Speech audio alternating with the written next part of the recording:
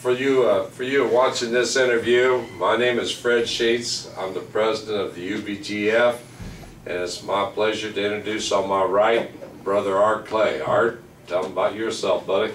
I'm president of the Deep South Beagle Gun Dog Federation. Good friends, all of us sitting here, known Gary Hanks many years, heard of him many years before I met him, and good friend of mine, Brother Fred Sheets, here with us today. Fred's got some questions. We're doing an interview with Gary, Hall of Fame member as of last night, inducted. Very proud of him. Congratulations, Gary. Last night. Very, very proud of him. Wonderful man, and has done a lot for the sport. Fred's got some questions that he's going to do. It's pretty, I think, about the same questions with all of the Hall of Famers that they go through them, and I think everybody will find it to be very interesting in the future to watch this and hear the answers and the comments that come from Gary. But if Fred would, he can start with questions, and we'll...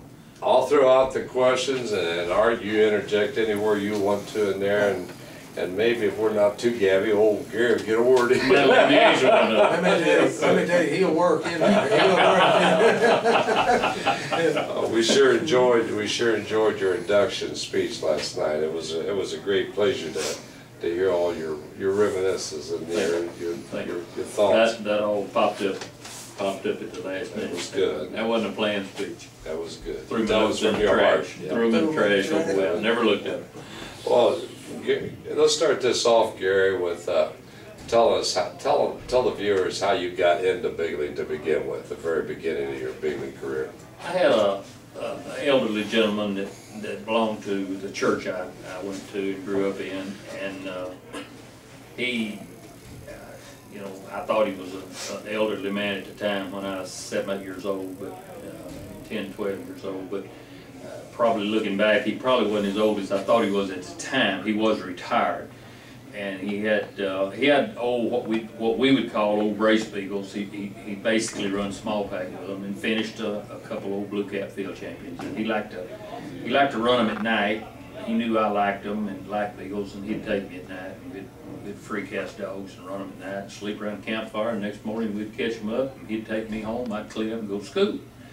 And we done that several nights a week, and I just grew up with that. And then later in life, I gun hunted a little. Never was a good gun hunter because never did like to underrate. So I like to listen to a pack of dogs run. I didn't want to shoot rabbits too many. I killed a lot of rabbits in my life, but I never, always never killed them on the first circle usually.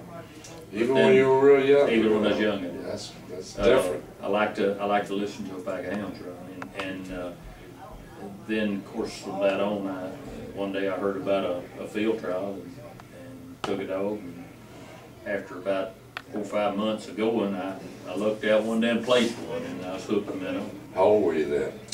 20, I'm going to guess, about 26 or 27.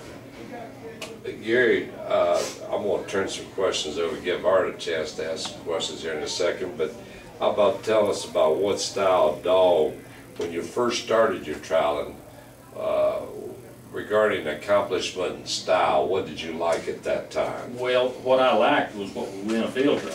And at the time, what would win a field trial in the South was a little harder hitting, rougher style of dog than what we run today.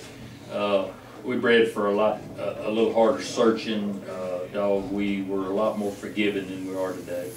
A lot of the bloodlines that I originally flew with, some of it was old-time cottontail breeding, but we also had an influx of some large back stuff coming out of the north. Okay. Some of the old Billy Graham. Is that right? Yeah. Clear up the northeast? I brought an old field champion down that had a bunch of old Pierce Creek on his bottom side, and he was straight out of a large back field champion named North Bend Billy Graham Show, and that's what I started with.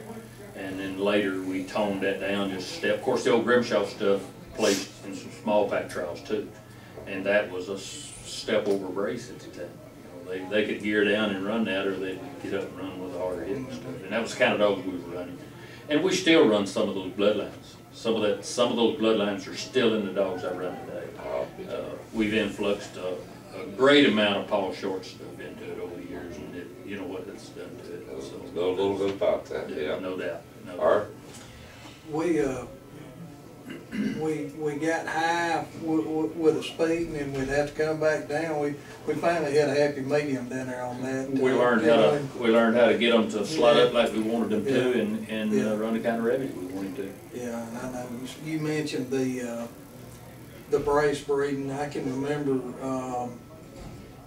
when I was young, and the guys were the SPO movement was just starting, and you mentioned the influx of the hair dogs and stuff. Then they would try to bring them back down, and they did use the. You know, I can remember them using pure brace on some of the harder hitting dogs to try to get a. It brought a lot of. Do you remember that? I remember that. Brought a lot of guys were bringing in Mountaineer King blood, a lot of Word Creek Buzz stuff coming in, and Word Creek Buzz. I don't care what you think. He was a large back dog. Yeah. And he produced a lot of that. But he also, if you go back and look at all the stuff that had success in South Louisiana and in the Deep South, a lot of the Black Creek and Skull Fork, all of that. If you look at it, it all goes back to Word Creek Buzz and a brace bred bitch. Yeah, it was you know, being there with y'all, and it was amazing to me to see how the guys were trying to get to where we're at today with the speed. I really didn't know what they were doing, but as far as the breeding, you know, I was young and I didn't know, but they were trying to adjust it, and they were trying to adjust it like changing gears on the transmission. You know what I'm saying? It's hard to do. All right.